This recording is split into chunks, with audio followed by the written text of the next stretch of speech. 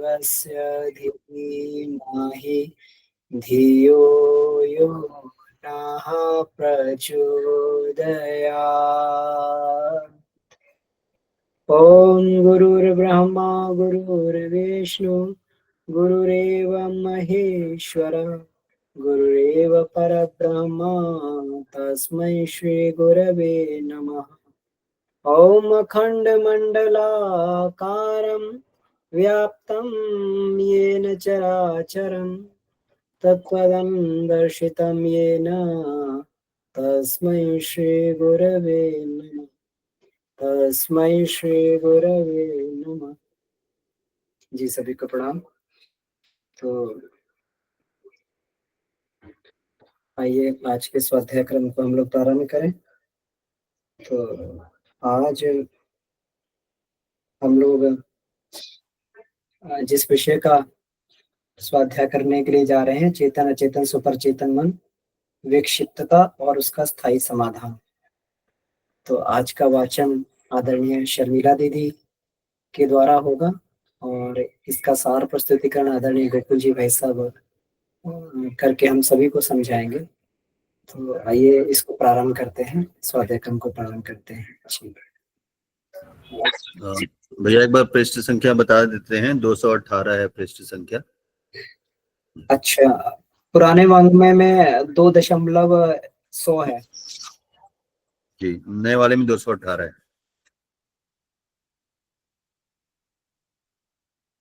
भैया वाचन शुरू करूं? जी दीदी, जी निवेदन है दीदी। सभी गुरु सत्ताओं को मेरा नमन, परम पूज्य गुरु जी, वंदनीय माता जी को मेरा नमन और सभी आदरणीय गुरु भाई बहनों को मेरा सादर प्रणाम। आज का टॉपिक है विक्षिप्तता और उसका स्थायी समाधान। भैया आवाज आ रही है? आवाज आ रही है? जी जी जी जी दीदी, आ रही है आवाज। ठीक है।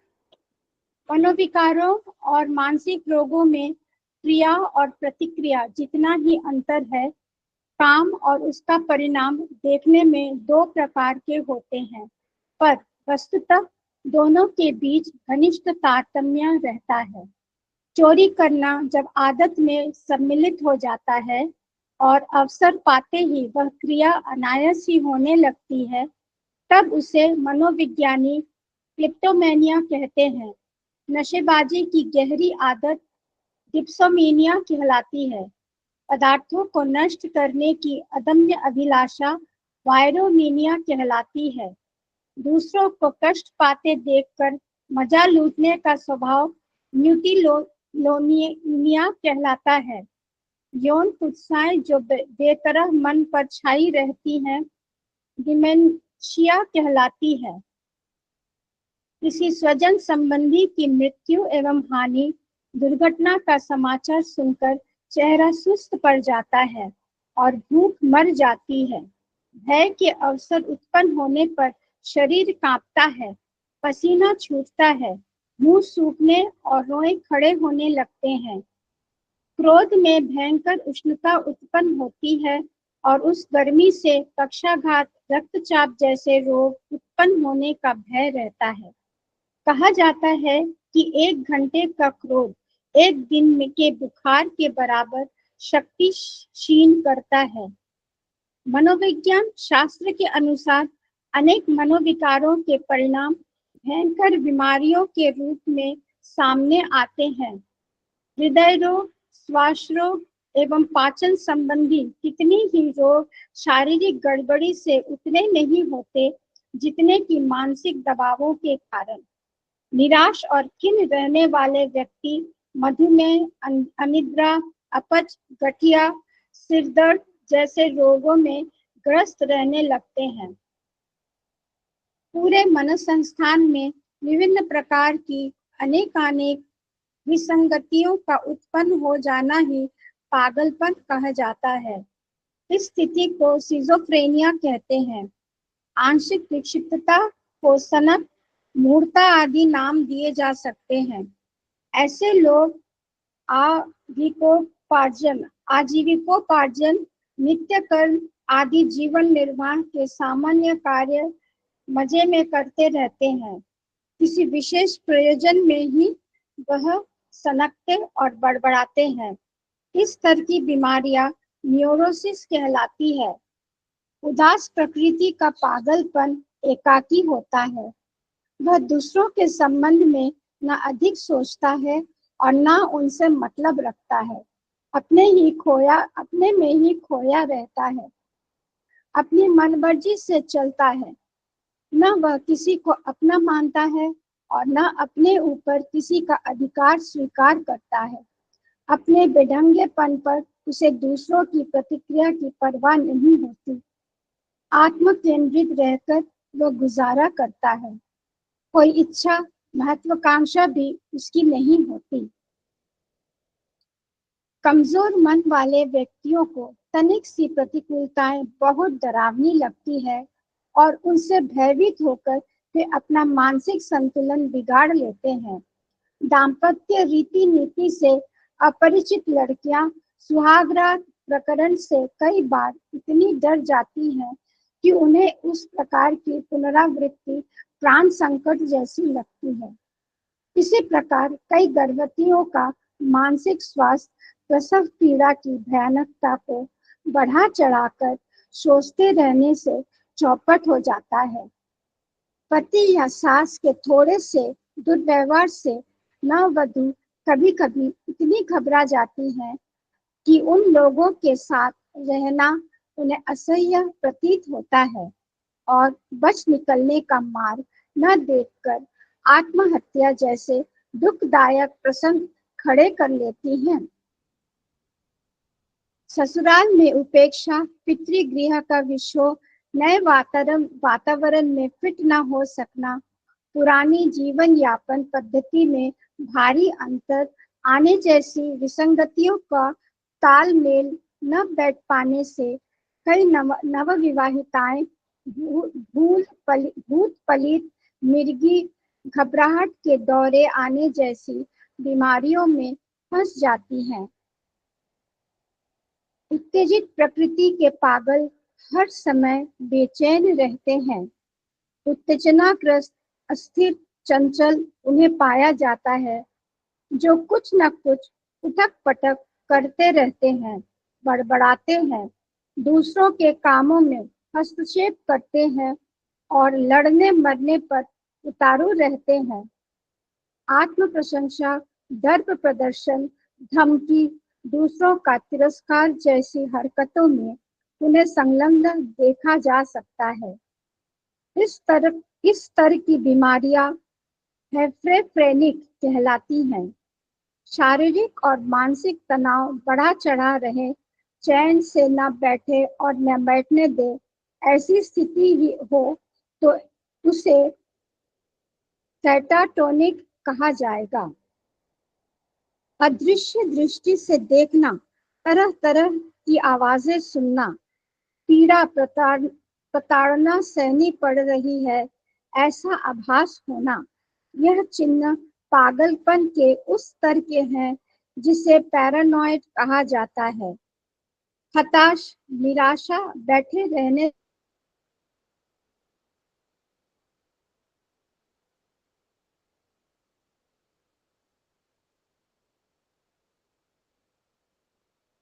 हैं।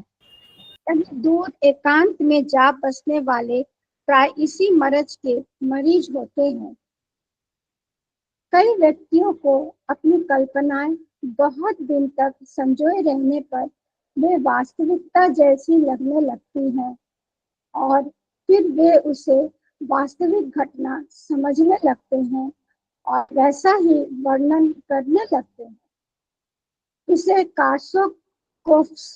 साइकोसिस कहा जाता है।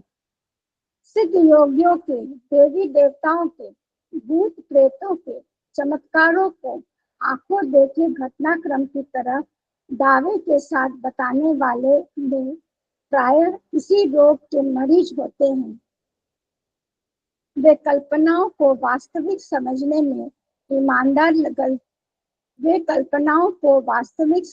में ईमानदार गलती करते रहते हैं।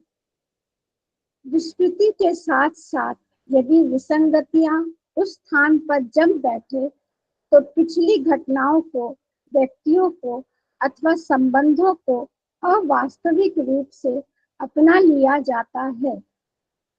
ऐसी स्थिति में अनेक कथन में ऐसी बातें घुस पड़ती हैं जिनके लिए मिथ्या भाषण का दोष लगाया जा सके।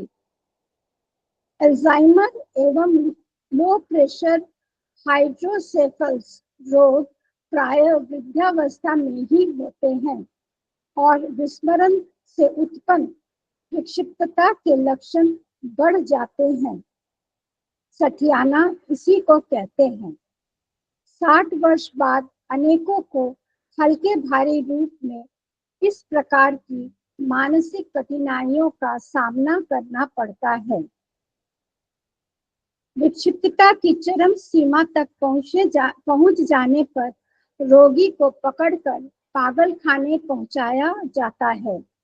इससे कम की स्थिति में मानसिक रोग, सनक, उद्दंडता, दुष्टता आदि समझे जाते रहते हैं, जबकि वह अटपटापन वस्तुतः मानसिक अस्वस्थता के कारण ही उत्पन्न होता है। सही मनस्थिति होने पर वह व्यक्ति पछताता भी है और अपने को सुधारना भी चाहता है, पर कोई ऐसा विचित्र आवेश दौरे के समय चढ़ता है और वह कुछ से कुछ करने लगता है। पागल खाने के डॉक्टरों के पास कुछ थोड़े से उपचार हैं और वे प्राय उन्हीं में उलट पलट करते रहते हैं। भारतीय जड़ी बूटियों में पागलपन की दवाओं में सर्पगंधा की अधिक ख्याति है। एलोपैथी परीक्षणों में उसे रक्तचाप के लिए अधिक उपयोगी पाया गया है। एलोपैथ सर्पगंधा के समकक्ष एक अन्य औषध रेजरपीन का प्रयोग करते रहे हैं। इन दिनों एमिप्रामिन, ट्राइसाइक्लिक लिथियम कार्बोनेट जैसे कई औषधियों का अधिक प्रचलन है। इन्हीं दिनों कई नई औषधियां बाजार में आई हैं। अभी उनके परिणामों के बारे में निश्चित निष्कर्ष नहीं निकले हैं। शल्य चिकित्सा में पागलपन का उपचार करने की पद्धति को सिग्नोटोमी कहते हैं। इनमें गड़बड़ी पैदा करने वाले भाग को काटकर अलग कर दिया जाता है। इससे अटपटापन तो दूर हो जाता है, पर मस्तिष्क की प्रखरता में भारी कमी आ जाने से स्थिति मंद बुद्धि जैसी बन जाती है। अगले और पिछले मस्तिष्क का संबंध सूत्र काट देने से मनुष्य की बुद्धिमत्ता चली जाती है। हाँ, किसी प्रकार शांतिपूर्वक जीवन यापन कर सकने जैसी स्थिति अवश्य बन जाती है। इन उपचारों से चिंताजनक स्थिति का ही समाधान निकलता है। पगलाए हुए व्यक्ति को भले चंगे मनुष्य के स्तर पर फिर से ला सकने जैसी सफलता नहीं मिली है। मस्तिष्कीय कोशों और तंतुओं का पारस्परिक संबंध सूत्र शिथिल पड़ जाने से सही निष्कर्ष निकालना और सही निर्णय करना उसके लिए कठिन हो जाता है। अभ्यस्त क्रियाकलापों में से कोई भी कुछ भी कभी भी उठ सकता है। शरीर एवं मन द्वारा किसी भी प्रकार की अनियंत्रित गतिविधियां चलने लग सकती हैं। यही है मोटे रूप से पागलपन की व्याख्या। इस असंबद्धता को दूर करने में बिजली का झटका देने की उपचार पद्धति काम में लाई जाती है। उछलकर लंबी कूदने और बीच की खाई पाट लेने की रीति नीति मस्तिष्कीय घटकों की असंबद्धता दूर करने की के भी काम आती है। इसे शॉक थेरेपी कहते हैं।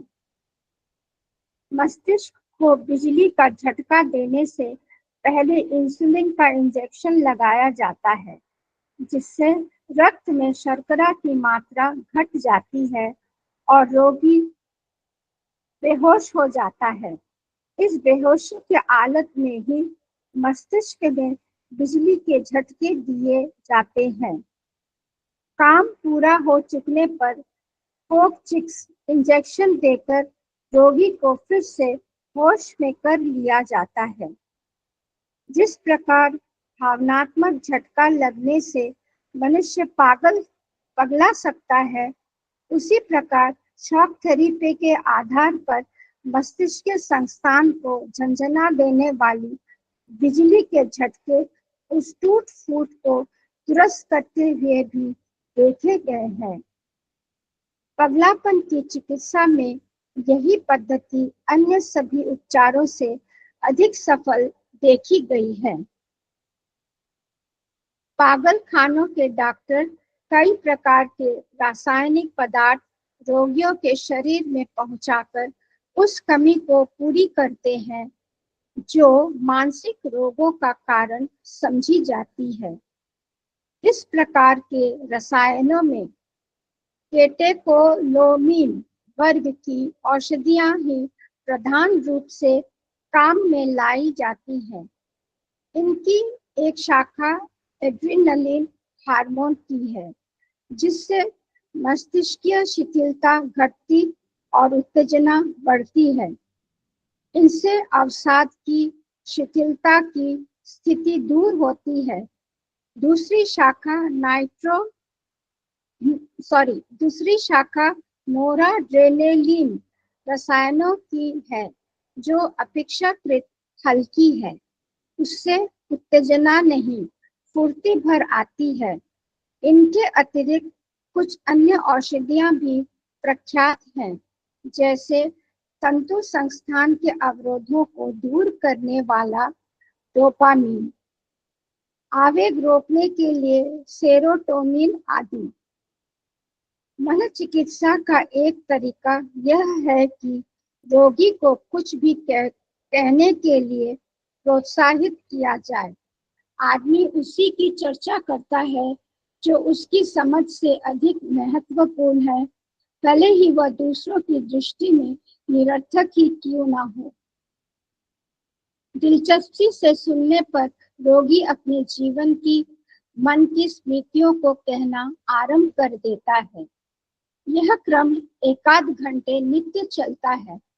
फलतः उसके जी में जमी हुई ऐसी ग्रंथियां खुल जाती हैं जिनके कारण मनोरोग उत्पन्न होते माने जाते हैं।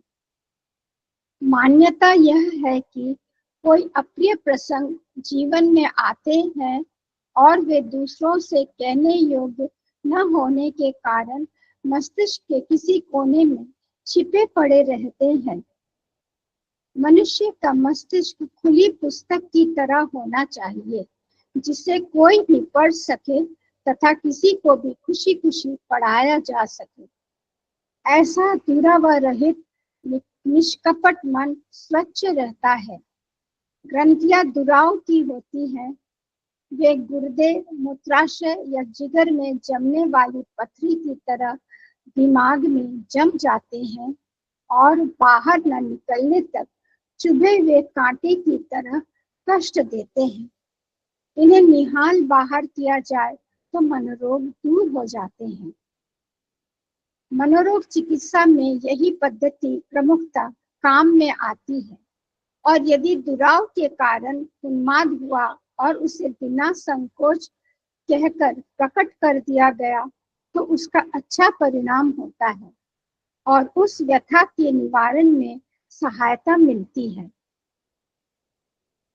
संसार भर में बढ़ते हुए पागलपन पर मनोविशेषज्ञों ने चिंता व्यक्त की है और रोकथाम तथा उपचार के अनेक तथ्य खोजे एवं उपाय सोचे हैं। औषध उपचार से नहीं के बराबर लाभ हुआ है। मस्तिष्क को तप या उत्तेजित करने वाली औषधियां आरंभ में कुछ लाभ दिखाकर फिर अपना प्रभाव दिखाना बंद कर देती हैं। इसके अतिरिक्त उनमें बुद्धिमंद पड़ते जाने जैसी नई व्यथा उत्पन्न होती है, जो लगभग पागलपन के ही समतुल्य होती हैं। चिकित्सा जितनी महत्वपूर्ण है, उससे भी अधिक महत्व रोकथाम के उपाय बरतने पर दिया जाना चाहिए।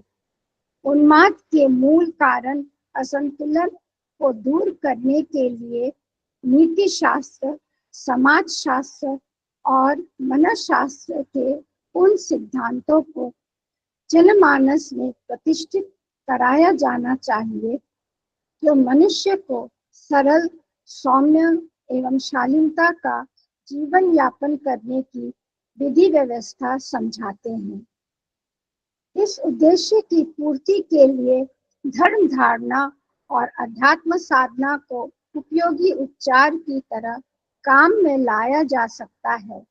उसकी उपयोगी विधि व्यवस्था अपनाकर न केवल उन्मादी और संति रोग रहित किए जा सकते हैं, वरन वैसे उपद्रवों की रोकथाम भी सहज ही हो सकती है।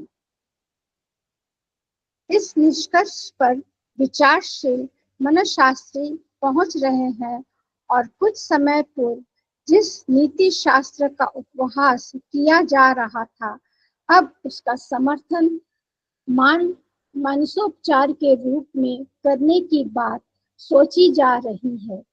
यही है विक्षिप्तता को रोकने और समाप्त करने का स्थिर समाधान। भैया समाप्त हो गया। धन्यवाद दीदी। और गलती के लिए क्षमा चाहती हूँ।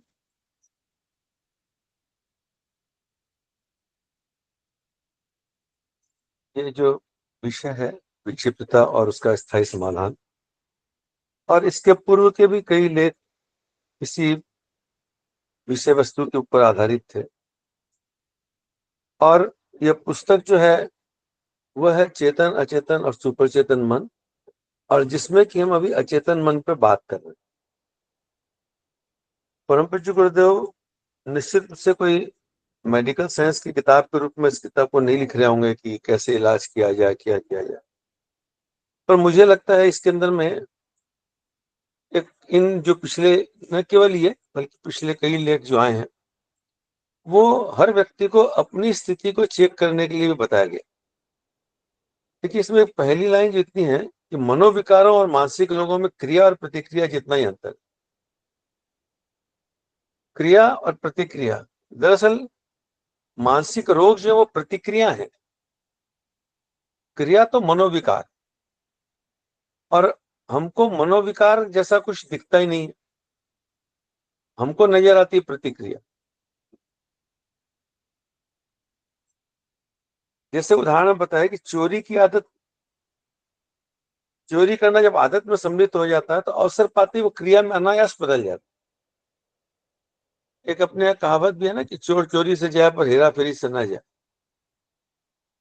तो बात मनोविकारों की ज्यादा महत्वपूर्ण, मनोरोगों की इंपॉर्टेंट नहीं है। और मनोविकार हम में से हर व्यक्ति के पास है।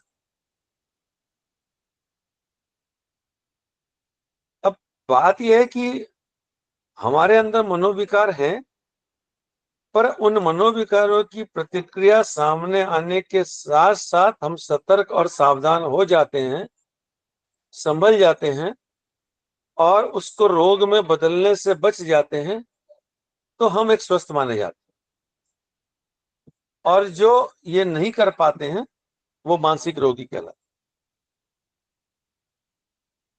ऐसा कोई व्यक्ति नहीं होगा मुझे लगता है जो कि जिसमें कि किसी प्रकार का मनोविकार ना हो। बहुत ऊंचे स्तर की चीज होगी कि कोई विकार ना। विकार का मतलब केवल बुरी चीज ही नहीं होती, बहुत से स्थूल सूक्ष्म कारण स्तर के भी मनोविकार हो सकते हैं। गुरुदेव ने बहुत से जो मनोरोग हैं उनके जो मनोविकारों का नाम दिया है, उन किस तरह के मनोविकार से कौन से रोग होते हैं, ये अपनी जानकारी भर के लिए बहुत। पर इसको लिखने का जो उद्देश्य ये है वो यही है कि अगर हमको हमारे अंदर इनमें से किसी भी प्रकार की कोई भी चीज आती है तो हम ये समझे कि हमारे मन में कोई ना कोई एक विकार है जो हमको इस तरफ की ओर प्रेरित करता है। मानसिक रोगियों के साथ एक जो पिछले चैप्टर में भी आया था, बड़ी समस्या ये होती है कि न तो उन्हें पता होता है कि कौन सा मानसिक विकार है, और अगर उनको ये बता दिया जाए कि इस मानसिक विकार के कारण आपको ये रोग है, तो वो आपसे लड़ाई भी कर सकते, क्योंकि रोग तो वो मानते ही नहीं है ना, किसी में पास रोग है, उसको अपना विकार नजर ही नहीं आ रहा है। इसीलिए इसके पहले चैप्टर में बात आई थी कि ऐसे रोगियों से हमको बहुत सावधानी से डील करना चाहिए। और जैसे कि इसमें भी एक जगह है कि अब ऐसी बातें को बहुत देर आदमी किसी को कह दे या सुनता भी रहे, पहले किताब चैप्टर में आया था सुन लिया जाए तो भी कुछ चीजें हल्की हो जाती, लेकिन उद्देश्य गुरुदेव का किसी प्रकार मनोविकार लोगों से कैसे डील करें ये नहीं, विषय का सब्जेक्ट टाइटल ये नहीं है कि मनोविकार के रोगियों को कैसे रोग से मुक्त किया जाए, ये टाइटल ही नहीं है। गुरुदेव तो इसके इनडायरेक्टली ये बता रहे हैं, मुझे जो लगा, अपनी बात रखता हूं, कि हम में से हर किसी के पास किसी किसी अंश में, थोड़े या बेसी अंश में ये सारी चीजें होती हैं, और बहुत सावधानी से अपने आप को देखना और समझना चाहिए। और अगर हम अपने आप को देख समझ लिए तो उससे बाहर निकलने का रास्ता भी हम निकाल लें। अपने अनुभव से ये बात कहता हूं कि लगभग 8-10 साल पहले मुझे टाइफाइड हुआ था और लंबा हो गया था, काफी दवाइयां ली, और उसके कारण एक मन में घबराहट, बेचैनी, एकाकीपन का बोध इस प्रकार का होने लगा। मुझे समझ में नहीं आता कि क्या हो रहा है। मैं अपनी ऑफिस से, कंपनी की गाड़ी से घर आता, उसमें एक जन और भी व्यक्ति रहते थे। अकेला रहता तो मुझे बहुत डर लगता था, और वो साथ में व्यक्ति सो जाता था तो भी मुझे गुस्सा आता। लेकिन ईश्वर की कृपा से मुझे ये समझ में आया कि ये जो है, ये कहीं ना कहीं मेरा एक डिप्रेशन की स्थिति है, और इससे निकलना मुझे ही पड़ेगा। मैं हमारे पास में ही एक दूसरे कॉम्प्लेक्स के अंदर में आर्ट ऑफ लिविंग का एक बेसिक कोर्स हो रहा था। मैं चुपचाप उस कोर्स को ज्वाइन किया, 9-10 दिन उनके साथ किया, योग व्यायाम किया और किया, तो मुझे थोड़ी सी रिदम मिली, और फिर मैं उस रिदम को आगे बढ़ाते बढ़ाते उससे निकल गया। उस समय अगर कोई मुझे ये कह देता कि तुम डिप्रेशन के शिकारग्रस्त हो, तो शायद मेरा डिप्रेशन और बढ़ जाता या मेरी बीमारी और बढ़ जाती। लेकिन ईश्वर की कृपा से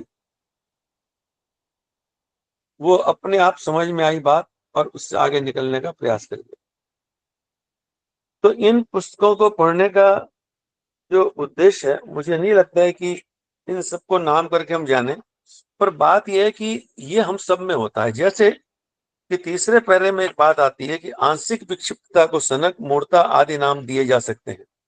ऐसे लोग आजीविका उपार्जन, नित्य कर्म आदि जीवन निर्वाह के सामान्य काम मजे में करते रहते, किसी विशेष प्रयोजन में ही वह सनकते और गड़बड़ाते हैं। अगर अपने आप को हम देखें तो सामान्य काम तो हम मजे से करते ही रहते हैं, पर कभी कभी कुछ विषम परिस्थितियां ऐसी आती हैं कि जहां हम गड़बड़ा जाते। हमारी उत्तेजना दो तरह की हो सकती है, एक तो एकाकीपन की स्थिति हो जाए, या फिर उत्तेजन प्रवृत्ति हमारी बढ़ जाए। दो में से किसी भी स्थिति आ सकती है। किसी कारण से कोई हमें बुरे समाचार मिल जाए और मिल जाए, या कुछ और घटना ऐसी घट जाए जिसमें कि हमारे कुछ करने का कुछ नहीं होता है, तो कई बार हमको एक बहुत कुछ सोचते सोचते सोचते सोचते एक निराशा की स्थिति में चले जा सकते हैं। प्रतिकूलताएं हमको डरावनी लगने लगती है, जैसा मैंने पहले कहा अपने अनुभव।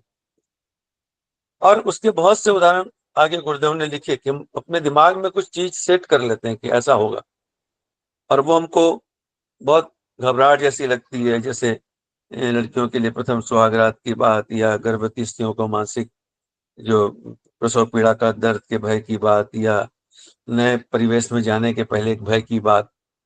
और ये स्त्रियों की बात छोड़िए, हम में से हर किसी को होता है। कोई भी नया जॉब ज्वाइन करते हैं तो एक मन में एक अनिश्चितता का भाव रहता है कि पता नहीं कैसे लोग होंगे, क्या होगा। कोई कई बार ऐसा होता है कि जिस आदमी को हम बहुत बुरा सोच के चल रहे होते हैं, बाद में देखते हैं कि बहुत अच्छा निकल जाता है। जिसको बहुत अच्छा देख सोच के रखे होते हैं, वो बहुत बुरा भी निकल जाता है। बहुत सी हम कल्पनाएं अपने मन में गढ़ा लेते हैं, और वे कल्पनाएं कभी कभी इतनी सजीव हो जाती हैं कि हम न जानते हुए वैसा बिहेव करने लगते हैं। ये कमजोर मनोस्थिति वाले लोगों के लिए होता है। साधक को ये चाहिए कि उसको देखते रहे। अगर आप क्रिकेट खेल रहे हो तो बैट्समैन का काम यही है कि बॉल को एकदम नजदीक आने तक देखे, बाकी रिफ्लेक्स एक्शन से काम अपने आप हो जाते हैं। लेकिन अगर गेंद से नजर हट गई तो चोट भी लग सकती है और आउट भी हो सकती है। तो परिस्थिति अच्छी या बुरी अभी हमारी कल्पना में, अभी हमारे सामने आई नहीं, उसको सामने आने तो दिया जाए। कहावत है ना, कोई व्यक्ति नाई सैलून की दुकान में जाके पूछा, भाई नाई हमारे कितने बाल हैं, कितने ज्यादा हैं? तो उसने कहा बैठे रहो थोड़ी देर, अभी सामने आ जाएंगे। कटेंगे तो सामने आ जाएंगे, देख लेना। तो ये जो स्थिरता है, साधना हमको यही स्थिरता देती है। स्नेह स्नेह, ये उत्तेजना हर किसी में होती है, थोड़ी बहुत, प्राय सब में होती है। लेकिन धीरे धीरे एक बार दो बार जैसे ही उस चीज से हम डील कर लेते हैं तो हमारी उत्तेजना कम होने लगती है। जिनमें भय का बात का नहीं होता है तो उसमें कुछ ऐसे लोग होते हैं जो उत्तेजना प्रवृत्ति होती है। हम बहुत अस्थिर हो जाते हैं, चंचल हो जाते हैं, बेचैन हो जाते हैं, क्या होगा क्या नहीं होगा। इसका बहुत छोटा सा उदाहरण आपको कहता हूँ। ट्रेन में आप सफर करने जा रहे हैं, स्टेशन पर जाके बैठे, आप प्लेटफॉर्म पर बैठे हैं, गाड़ी आएगी तब आएगी। पर कई बार उत्तेजना रूप में हम बार बार उठ करके प्लेटफॉर्म के किनारे तक जाके देखते हैं गाड़ी दिख रही है। हमारे देखने से तो गाड़ी जल्दी नहीं आएगी। गाड़ी अगर लेट हो गई तो कई बार हम उधर उधर मुंह करके देखते हैं, एकदम सहज प्रक्रिया। उठ करके किनारे तक जाके देखते हैं कि शायद हमको दिख गया। हमको दिखने के पहले अनाउंसमेंट हो जाएगा, ये हमको भी पता है, लेकिन फिर भी जाके देखते हैं, क्योंकि अस्थिरता हमारे मन में रहती है, चंचलता हमारे मन में होती है। तो ये दोनों ही तरह की चीजें जो होती हैं, वे कहीं कहीं अपने मनोविकारों के कारण होती हैं। साधक को इन चीजों पर अपना ध्यान रखना चाहिए।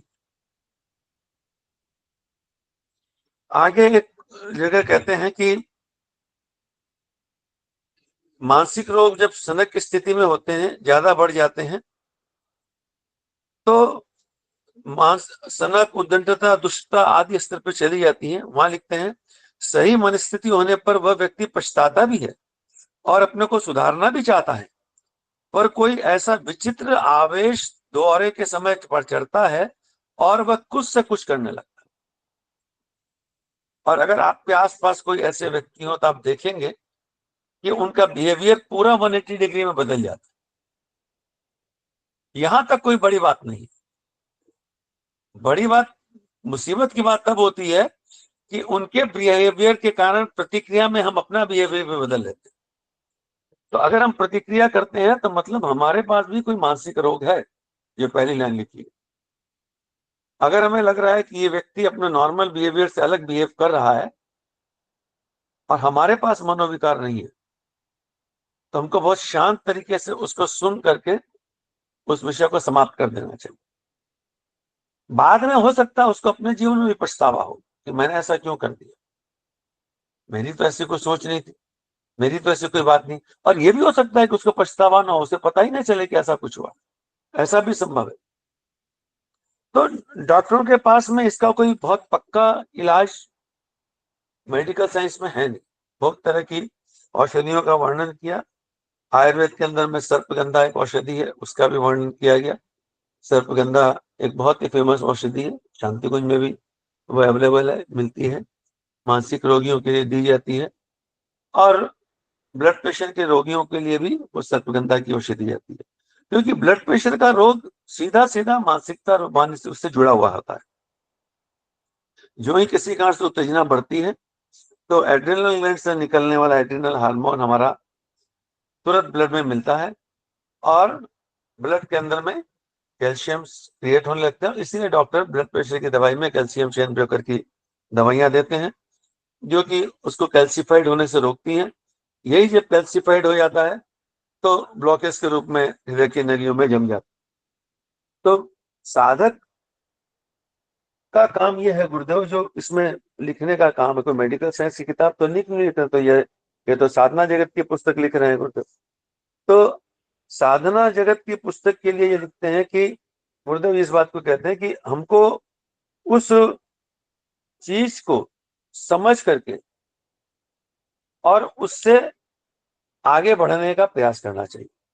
और एक इसका उपाय ये लिखते हैं कि मनोरोग चिकित्सा में यही पद्धति प्रमुखतः काम आती है, और यदि दुराव के कारण उन्माद हुआ है तो उसे बिना संकोच कहकर प्रकट कर दिया गया तो इसका अच्छा परिणाम होता है और उस व्यथा के निवारण में सहायता मिलती है।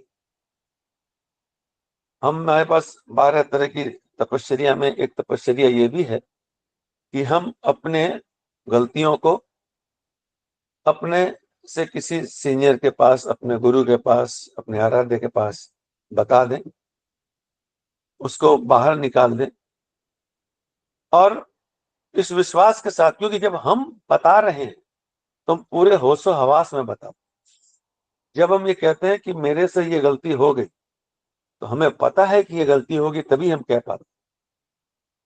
और ऐसा गुरुदेव के रहते भी ये बहुतों की जिंदगी के अनुभव है, जो जिसने उनको कह दिया कि ये दोष मेरा है और गुरुदेव ने कह दिया कि जा बेटा, तो वो दोस्त तो उनके जीवन में नहीं आया। असावधानी बस दूसरा दोस्त आ जाए, बुला लें तो अलग बात है, लेकिन वो चीज वो नहीं कर पाए। चाहे वो किसी प्रकार नशा करना हो, मांसाहारी हो, व्यभिचार हो, किसी भी तरह का रोग हो, अगर गुरुदेव को कह दिया, क्योंकि ये सब प्रतिक्रियाएं हैं, रोग तो कुछ और है, रोग मनोविकार का है, ये सारी की सारी प्रतिक्रियाएं हैं। और गुरुदेव के जाने के बाद भी यह देखा गया कि अगर लिख करके हमने समाधि स्थल पर या अखंड दीप पर रख दिया, तो फिर उसका जो मनोविकार है वो काफी अंशों में दूर हो गया, या कईयों के पूर्ण अंशों में भी दूर हो गया। तो उन्माद के मूल कारण असंतुलन को दूर करने के लिए प्रयास करना चाहिए, और अब इसी उद्देश्य की पूर्ति के लिए धर्म धारणा और अध्यात्म साधना को उपयोगी उपचार की तरह काम में लाया जा सकता। अब लोग समझ में आने लगे। अभी तो एक नई थेरेपी और निकल गई है, मैंने सुना है, मैंने अभी पता नहीं, ध्यान नहीं है, कि आदमी को हिप्नोटाइज करके ये देखा जाता है कि कौन से जन्म में इसने जाकर के, पूर्व में कब इसने ये काम किया था, इस जन्म में या पिछले जन्म में, जिसके कारण ये मनोविकार मन में पैदा हुआ और जिसके कारण कि ये रोग हुआ, और फिर उसको जान करके उसका इलाज किया जाता है। ये मैंने सुना है, पर मैंने इसका कोई प्रैक्टिकल नहीं देखा। पर ये थ्योरी आजकल बहुत ज्यादा प्रचलन में आ रही है, इसका भी बहुत सारे रिकॉर्डिंग्स इसके सुनने में मिलते हैं इस प्रकार के। और इसीलिए ये अंत में गुरुदेव लिखते हैं कि इस निष्कर्ष पर विचारशील मनुष्य शास्त्री पहुंच रहे हैं, और समय पूर्व जिस नीति शास्त्र का उपहास किया जा रहा था, अब उसका समर्थन मानसोपचार के रूप में करने की बात सोची जा रही है। यही है विक्षिप्तता को रोकने और समाप्त करने का स्थिर समाधान। यह औरों की नहीं, स्वयं की विक्षिप्तता को भी दूर करने का स्थायी समाधान। और हमको इसको, हम औरों की विक्षिप्तता को क्या दूर करेंगे, वो तो कोई डॉक्टर ही कर सकेगा। हम तो इसको पढ़ करके दो बात समझ सकते हैं। एक, कि ऐसे विक्षिप्त रोगी अगर हमारे पास हो तो हम कैसे बिहेव करें। एक, दूसरा, अपने मनोविकारों पर नजर रखें, क्योंकि हमारे मनोविकार जो हैं वही मानसिक रोग के रूप में हमारे पास बढ़ते रहेंगे। ये हो सकता है आज मात्रा में कम हो, नहीं ध्यान देंगे तो बढ़ जाएंगे, ध्यान देंगे तो समाप्त होते जाएंगे। सभी को प्रणाम।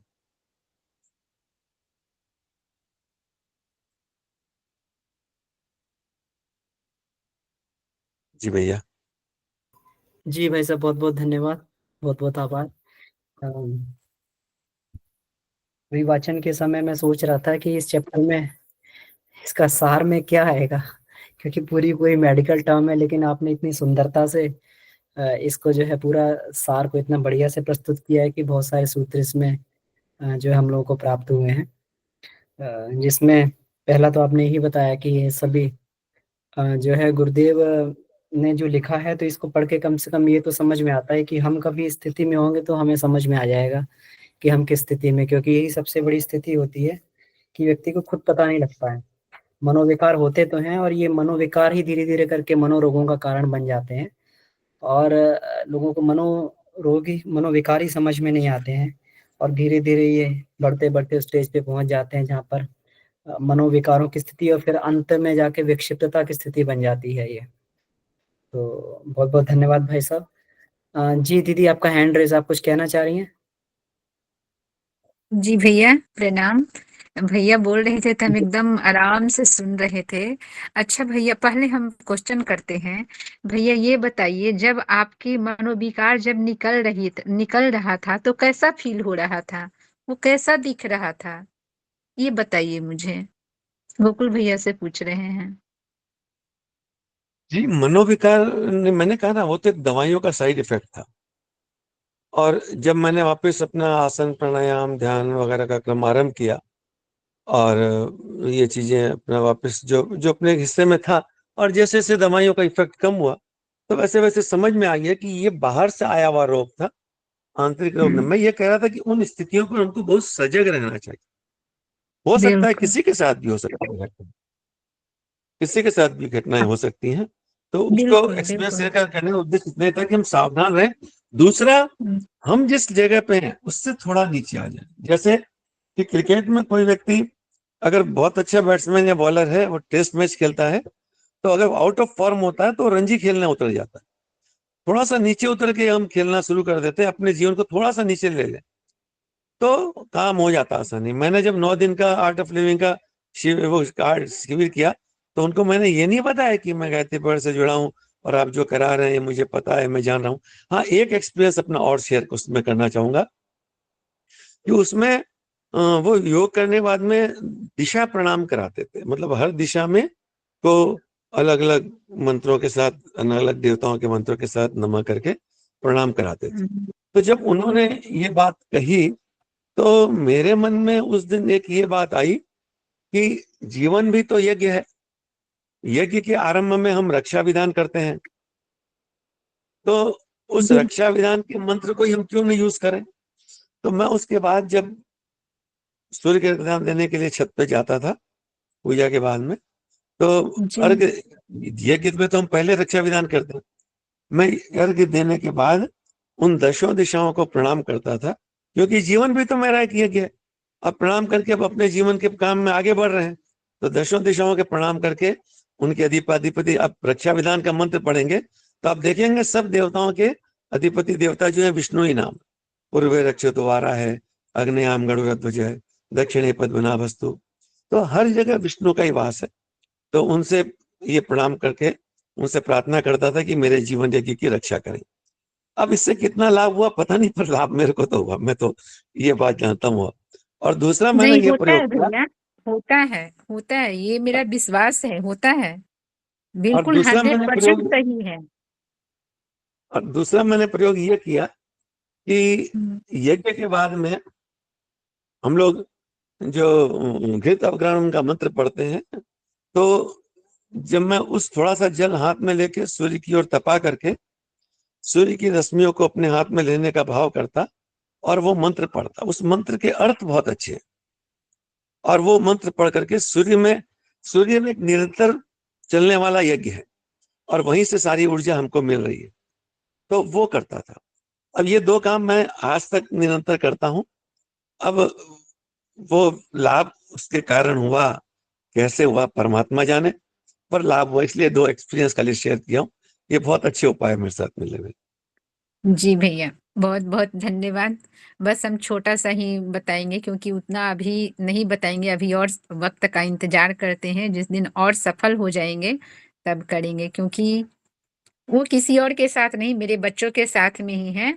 लेकिन हाँ, उसके लिए बहुत पावर चाहिए भैया, बहुत पावर चाहिए। और उसके लिए अमन भैया फॉर्मूला बताए, उस फॉर्मूला को हमारा बच्चा करता है, और वे बहुत अच्छी हैं, बहुत अच्छी हैं। और अनुभव जो हुआ वो तो हम देखते थे कि कैसे निकल रहा है, वो एकदम साफ मुझे दिखता था। लेकिन कैसे बताए, शब्द थोड़े ना है, वो तो ऊर्जा है, निगेटिविटी भी है और पॉजिटिविटी भी है, दोनों तो ऊर्जा होता है। अ, बस ठीक है भैया, इसके लिए योग की बहुत जरूरत होती है। ध्यान तो कभी छोड़ना ही नहीं चाहिए, योग में बहुत पावर है, बहुत पावर है, ये हम कहेंगे भैया। प्रणाम। धन्यवाद बस दीदी।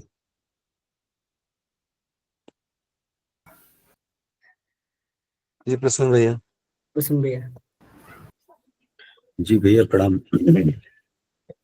भैया अभी 2 दिन 3 दिन पहले एक कक्षा में एक बात आई थी, राजेंद्र भैया ने रखा था, जो किसी भी काम को करने के लिए भैया के जैसे हड़बड़ाहट वाली स्थिति आती है, वैसे ही हम सब में कहीं ना कहीं ये चीज देखी जाती है, वो हड़बड़ाहट रहती।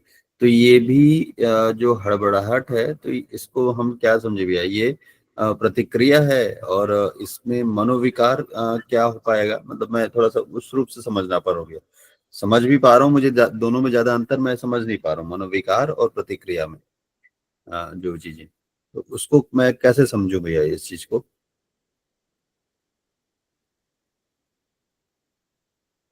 बिल्कुल भैया मेरी बात को समझ पा रहे हैं।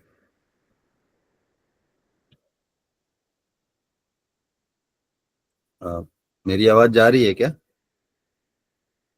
अच्छा, मेरी आवाज नहीं आ रही? ठीक ठीक, हाँ। जी भी आपकी आवाज आ रही।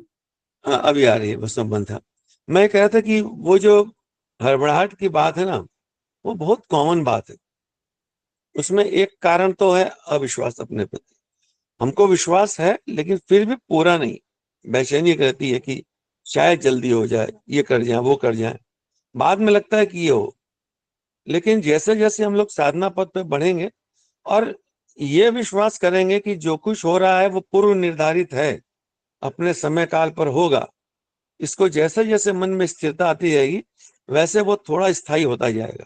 क्योंकि ये समस्या मेरे साथ भी थी, पहले बहुत ज्यादा थी, अब उतनी नहीं रही। अब क्या होगा, जैसे जैसे समय होगा देख लेंगे। वो ये कहा ना, नाई नाई के बाल कितने, बोले कटेंगे सामने आ जाएंगे। अब वो चीज मेरे में भी बहुत थी, पर अब वो चीज बहुत कम हो गई। वो एक आतुरता, हड़बड़ाहट एक होता है, ये एक तरह का मनोविकार ही है। और साधना से ही उसको धैर्य बढ़ता रहता है, जैसे जैसे अपने आराध्य पे विश्वास बढ़ता रहता है, तो फिर वो अपने से ही प्रश्न करता है वो विश्वास, कि जब तुझे विश्वास है तो इतनी आतुरता क्यों? फिर हंसे अपने आप पर ही, तू क्यों करता है, क्या तुझे विश्वास नहीं है? अपना मन कहेगा विश्वास है, विश्वास है तो क्यों परेशान होता है? अपने से ही प्रश्न उत्तर करके समाधान जैसे करेंगे, तो वो क्रमशः उसका आवेग कम होने लगता है। मैं अपना अनुभव से कर रहा हूँ।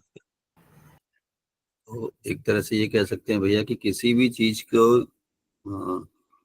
जैसे आप कह रहे हैं, स्थिरता तो तभी आएगी जब उसके तत्व को हम लोग समझ पाए, किसी भी चीज की गहराई में जाके, तो धीरे धीरे स्थिरता। जैसे आप कह रहे हैं कि भाई ठीक है, जो है सो जो होना है वो तो है ही, हमें जो करना है वो हम करें। वो जो एक कहावत है ना, माली नीचे 100 घड़ा ऋतु आए फल हो, तो इन सबको अपने दिमाग में स्थिर करना पड़ता है। ठीक है, हम सावधान रहें, अलर्ट रहें, कोई गलती ना हो, पर होगा तो अपने समय पे ही होगा। हमारे हड़बड़ाहट करने से तो जल्दी होगा नहीं। जी भैया, जी धन्यवाद भैया, प्रणाम।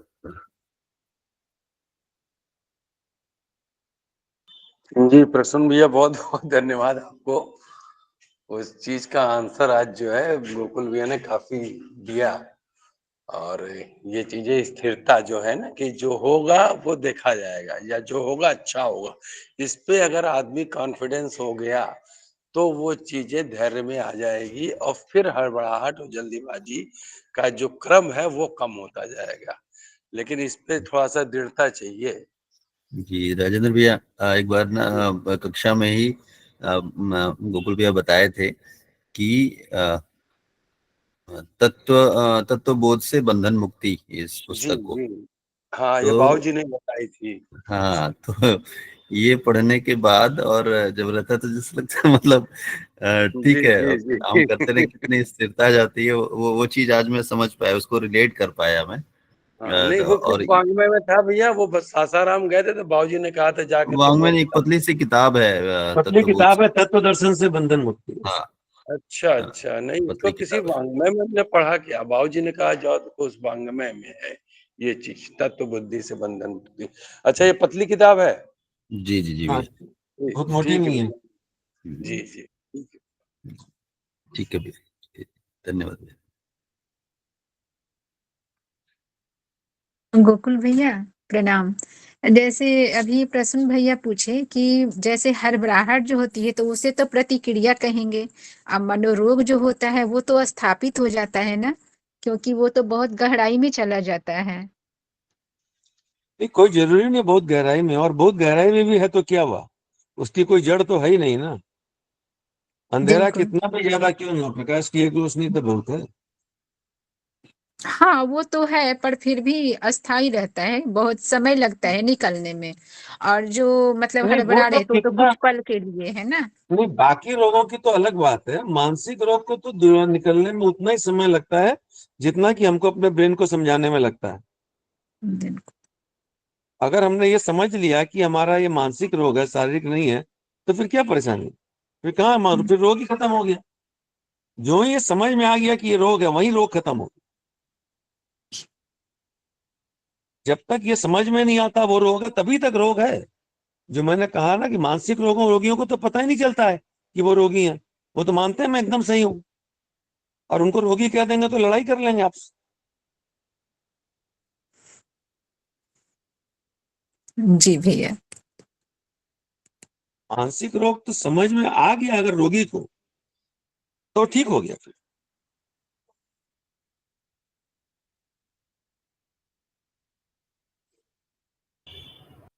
जी भैया, जैसे आपने कहा कि हर कुछ कुछ अंशों में हम सब में इस सारी भी चीजें विद्यमान है, तो उसको देख के हम लोग, और इसका निराकरण भी ऐसा कुछ नहीं है, बस वो स्थिरता और उसकी उसकी तत्व दर्शन को जैसे जैसे समझते जाएंगे तो अपने आप उस चीज से दूर हो पाएंगे, जैसा मैं समझ पाया पूरे आज के कक्षा। यही तो मनोमय को उसकी साधना है ना। इसीलिए तो ये सबको अचेतन, नहीं तो बताइए अचेतन मन के अंदर में इतने सारी बातें गुरुदेव ने क्यों डाली। प्रश्न ये भी तो यहाँ से भी तो किया जाना चाहिए। गुरुदेव ने अचेतन मस्तिष्क को समझाने के लिए पागलपन, ये वो, अमुक तमुक कितना सब सिखा रहे हैं इसके अंदर में। मतलब कि हमारे अचेतन मन में ये सब है। जी भैया, मनोरमा जी का हैंड रेस था। प्रणाम भैया सभी को। ये बहुत अच्छा विषय है, आप लोग जो बता रहे हैं, सवाल जवाब हो रहे हैं। तो घबराहट हड़बड़ाहट समझ में आ जाती है जब, तब भी जो है मन विचलित होता रहता है। ये हमें और इतनी ज्यादा बढ़ जाती है कि नहीं, हमें तो अभी चाहिए समाधान। तो फिर उसको समझाना पड़ता है, भाई अभी कैसे मिलेगा, कोई दूसरा होगा वो तुम्हारी बात को सुनेगा समझेगा तब ना देगा समाधान। तो वो समय काटना किसी किसी के लिए बड़ा कठिन हो जाता है। तो उस बीच में जिसको कठिनाई झेलनी पड़ रही वो कैसे करे, कैसे अभी आप लोग क्या कह रहे थे, मनोमय कोश, कैसे वो अपने मन से लड़े, यही तो मतलब हुआ मन कोश का। मैं गड़बड़ हो रही हूँ शायद। नहीं नहीं दीदी, आप सही कह रहे हैं, यह बात बिल्कुल सही है कि वो कैसे लड़े। अब यही तो कहानी है इस पूरे खेल में, साधना का विज्ञान यही है। और उसके लिए उसको पहले अपने आसन प्राणायाम नित्य करना पड़ेगा, अन्नमय कोश को जी ठीक करना पड़ेगा, खान पान को ठीक करना पड़ेगा, प्राणायाम जी नियमित करना पड़ेगा। बिना प्राणायाम के मन मजबूत नहीं हो सकता है। अच्छा, प्राण शक्ति कमजोर है तो मन कैसे मजबूत होगा? तो प्राणायाम इसके लिए कौन सा जरूरी होता है? प्राणाकर्षण प्राणायाम सबसे बढ़िया। अच्छा, तो कम से कम शुरुआत में 10 मिनट तो देना ही पड़ेगा इस बिल्कुल प्राणायाम में। बिल्कुल। इन सब चीज गुरुदेव ने इतनी वैज्ञानिक तरीके से कहा है, जब तक अन्नमय कोश में कचरे बहुत ज्यादा हैं तब तक प्राण भी ज्यादा विकसित नहीं हो सकता। हाँ, पूर्व जन्म के अपने कामों से ये हो सकता है कि किसी का प्राण शक्ति बहुत विकसित हो, ये एकदम अलग बात है। और संकल्प शक्ति में भी अंतर, ये भी हो सकता है कि किसी का संकल्प शक्ति बहुत विकट, बहुत तेज हो, हाँ, लेकिन आप हाँ, देखेंगे वो एक तरफा होगा किसी किसी जगह पर, वो उसकी व्यक्ति के समाज में प्रतिष्ठा नहीं होगी। वो उसको हम लोग आड़ू कह आपने क्या सकते हैं बोला? कि ये, आपने क्या बोला अभी? प्रतिष्ठा? जैसे कई व्यक्ति होते हैं ना, बहुत जिद्दी किस्म के होते हैं, ठान लेते हैं, वो कर ही लेते हैं उल्टा सीधा हाँ, जो समझ में आए, वो भी तो हाँ, प्राण में कोष के मजबूत होने से ही होता है ना, लेकिन अच्छा, उनमें विवेकशीलता नहीं होगी। हाँ, कमी तो हो जाती है, वो खुद भी धोखा खाते हैं फिर। हाँ, ऐसे बहुत लोग होंगे, बहुत टेढ़ा टेढ़ा काम कर हाँ, लेते हैं। अच्छा, अच्छा, ठीक, ठीक। तो अन्नमय कोष प्राणमय कोष दोनों को साधक जब प्राणायाम करता है तो हम्म, उसके अंदर की प्राण शक्ति, जब प्राणाकर्षण प्राणायाम करता है तो अपने आप मनोविकारों को हर एक्सेल के साथ बाहर निकाल रहा है। हर प्राण हीलिंग के साथ में अपने अंदर हील कर रहा है और श्वास छोड़ते समय अपने विकारों को बाहर निकाल रहा है। वो खुद की तो प्राणिक हीलिंग जैसे खुद ही करता है, प्राणाकर्षण प्राणायाम। तो प्राणाकर्षण प्राणायाम में जैसे हम अपने घर में बैठे हैं एक जगह शांत अलग कोने में, और हम अपने ध्यान में देख रहे हैं गुरुवर की प्रखर प्रज्ञा सचल श्रद्धा को, वहां हम देख रहे हैं, वहां हम शीश झुका रहे हैं, और उनके चरणों से जो वायु छूती हुई आ रही है उसको हम अपने मन में धारण कर रहे हैं, धारण करके रोकने की कोशिश कर रहे हैं, और फिर बाहर कर रहे हैं तो ये सोचते हैं कि हमारे अंदर जो विरोधी चीजें थी वो बाहर जाएं। कसमस। हाँ, तो हाँ, वो जब बाहर निकालते समय हम हाँ, उसको कितना परफेक्टली विजुअलाइज कर रहे हैं। हम सोच रहे हैं कि हमारे बाहर निकल रही है, लेकिन हमको आभास कहाँ हुआ निकलती हुई कोई चीज को। अगर हमको हाँ, ये लगेगा कि हमारे अंदर में क्रोध की चीज बाहर निकल रही है, तो फिर हाँ, हमको एक्सपेरिमेंट टेस्ट भी तो करना पड़ेगा ना कि क्रोध पहले से कम हुआ कि नहीं हुआ। अगर पहले से हाँ, क्रोध कम नहीं हुआ मतलब केवल हम बाहर हाँ, निकालने की कल्पना ही कर रहे हैं, बाहर निकाल नहीं रहे हैं। हाँ, तो ये कैसे जैसे करें? जैसे प्राणायाम में श्वास लेते समय प्राण को हाँ, भरने का संकल्प करना होता है, बिना हाँ, संकल्प के तो केवल हवा ही जाएगी।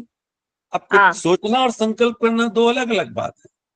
अच्छा, सोचने से संकल्प नहीं होता है, हाँ, और संकल्प से तो चीज होती है। और जब छोड़ते समय भी, तब पहले ये होगा कि जब संकल्प करेंगे तो ये सोचेंगे कौन से विकार को बाहर निकालना है।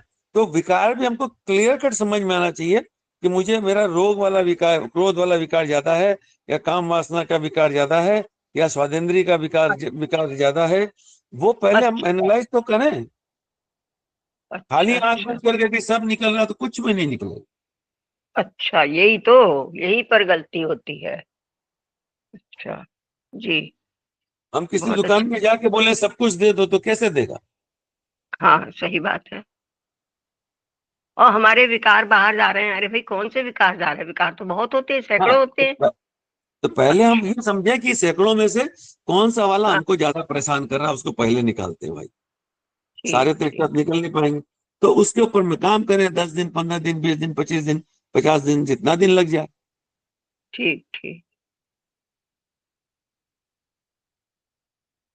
ठीक है, समझ में आया थोड़ा वैसे थोड़ा अमन तो। भैया इसमें ज्यादा अच्छा प्रकाश डाले।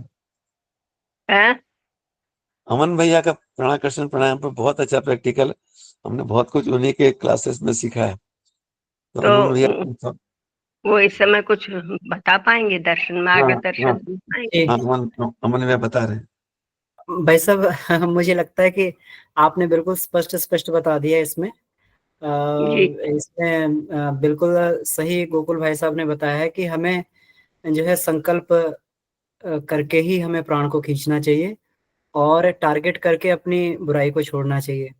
हमारा जो है बिल्कुल एकदम वैग संकल्प, वेग नहीं होना चाहिए, बिल्कुल एकदम डिफाइंड होना चाहिए। जैसे भाई साहब ने बताया कि हम कौन सी दुर्बलता को छोड़ रहे हैं, उसे टारगेट करके हम लोग छोड़ें।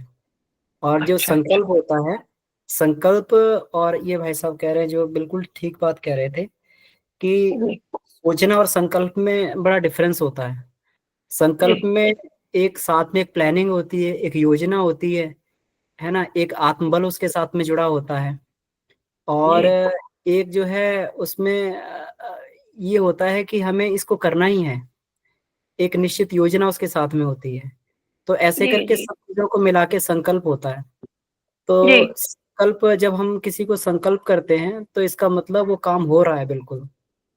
तो जी, ऐसा उसको जो है ये फील करके चलना पड़ता है।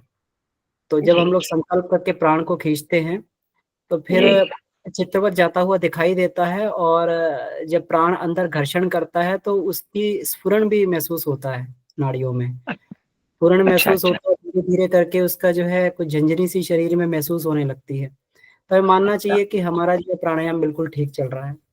बिल्कुल सांसों की रगड़ हमें अपने अंदर इसमें नाड़ियों में फील हो रही है। नाड़ियों में प्राण जी, दौड़ता हुआ फील हो रहा है ना, रोम रोम में समाहित होता हुआ फील हो रहा है। उससे जी, हमारा जो है अंदर प्राणबल बढ़ता हुआ, आत्मबल बढ़ता हुआ हमें नजर आ रहा है। तो ऐसा करके जी, हमें थोड़ा थोड़ा थोड़ा इसको विजुलाइज करते रहना चाहिए। अच्छा, और बाकी हम सब लोग रोज प्राणायाम करते हैं सुबह 7:15 बजे से 7 बजे जी, से सुबह 7:15 बजे तक रोज प्राणायाम करते हैं हम लोग। तो उस लिंक पे भी जुड़ के हम लोग प्रैक्टिकल कर सकते हैं जी। अच्छा। तो पहले अपना प्रयास करेंगे, असफल रहे तो जरूर जुड़ेंगे। हाँ बिल्कुल, और बहुत वैसे तो सिंपल हम भाई यही साहब ने सोचते बताया, थे यही तरीका है। हम यही सोचते थे कि हम प्राणायाम तो करते हैं, विकार तो निकालते हैं, लेकिन समझ में नहीं आता है कि निकला कि कैसे निकला। तो वही फिर पूछ बैठी मैं। बहुत हाँ सुंदर, नहीं नहीं आपका बिल्कुल। बहुत। बिल्कुल गोकुल जी भाई साहब ने बिल्कुल ठीक बताया कि हमें टारगेट करके ही कि कौन सी बुराई जी, खत्म हो रही है, कौन सी बुराई बाहर निकल रही है, ये बिल्कुल हमारा प्रत्यक्ष होना चाहिए, डिफाइंड होना चाहिए जी। ठीक ठीक। बहुत बहुत धन्यवाद। प्रणाम। धन्यवाद दी। तो भैया प्रणाम हो गया, समय हो गया, शांति पाठ कर। जी जी भाई साहब, बिल्कुल भैया बिल्कुल शांति पाठ किया। कमेंट हाँ आइए जी भाई। शांति पाठ करें, अपने मनोविकारों को समाप्त होता हुआ अनुभव करें और दूसरी दिशा में अपने कदम बढ़ाएं क्रमशः।